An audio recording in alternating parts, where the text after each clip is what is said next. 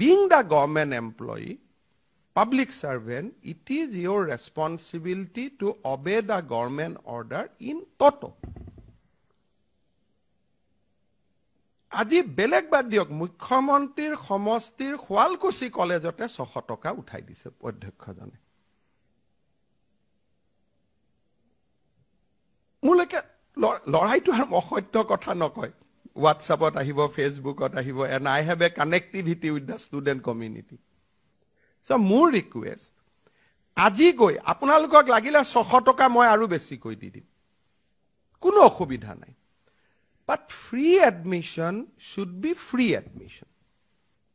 ইয়াত কোনো ডাইলুশন হ'ব না লাগে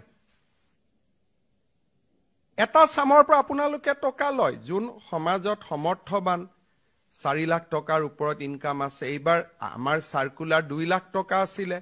কিন্তু পিছত আমি ডাইলুট কৰি দিলু যে ৰেশন কাৰ্ডখন থাকিলে দিব সো বাই ইমপ্লিকেশন ই 4 লাখ হল যদিও গভৰ্ণমেণ্টে 2 লাখ টকা লৈকে দিয়ে কিন্তু এইবাৰ আমি যেটো ৰেশন কাৰ্ডখনৰ ওপৰতে বিনামূল্য এডমিশন দিলু দিব কলো so income bar has gone up to 4 lakhs rupees যেতিয়া 4 লাখ টকা আমাৰ ইনকাম bar হল তাৰ ওপৰৰ ফিজ আপোনালোকৰ লগত আছে জি ফিজ আছে এতিয়া এই কথাখিনি যে 600 টকাটো আমি কিয় ললো কলেজৰ অধ্যক্ষ সমূহে ভাবে যে একাংশই যে লৰা ছোৱালীৰ পৰা ফিজ নললে কিবা ভাল নালাগে অশান্তি এটা লাগি থাকিলে মনটো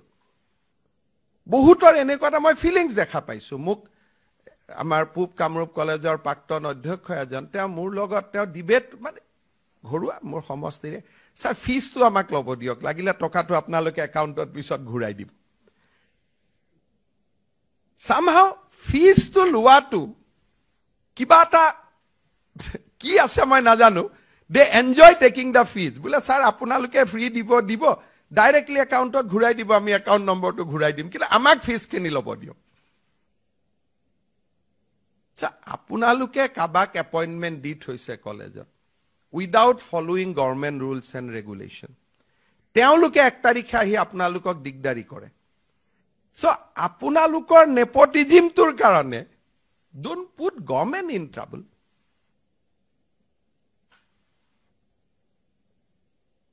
মইতো ভিতৰখিনি বুজি পাওঁ যে আপোনালোকৰ সমস্যাটো কত দুজন গ্ৰেড 3 এপইন্টমেন্ট দি থৈ দিছে দুজন গ্ৰেড 4 এপইন্টমেন্ট দি থৈ দিছে দুজন ফেকাল্টি এপইন্টমেন্ট দি থৈ দিছে আৰু গভৰ্ণমেণ্টৰ চকুত হেখিনি পৰিব না লাগে গটিকে ফিজৰ টকাখিনি দি আপোনালোকে তেওঁলোকক কিবা কিবি দি চলাই থাকে আৰু আমি ভ্ৰমণত গলে আমাক মেমৰেন্ডাম দিয়ে তেওঁলোকে you create a problem then you shift that to আস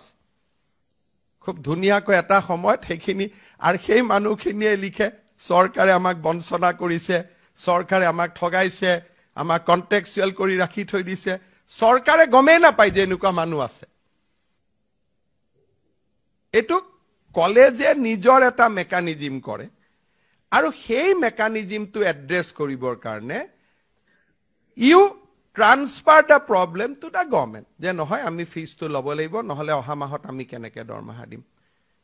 জগদীশমুখী থকাৰ প্ৰায় আমি জানাত হায়াৰ এডুকেশ্যনত কোনো কন্ট্ৰাকচুৱেল এণ্ড প্ৰাইভেট পোষ্ট থাকিব নোৱাৰে government is very clear and transparent on that এতিয়া আপোনালোকে চৰকাৰক বাইপাস কৰি কিবা এটা কাম কৰে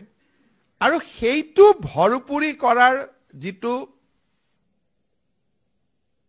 উপাদান হেতু স্টুডেন্টস হব না লাগে it should be anybody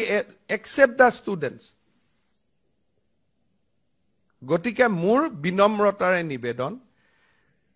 স্টুডেন্টছৰ পৰা যি সকলে 600 টকাটো লৈছিলে আজি আপোনালোকে উভতাই দিয়ক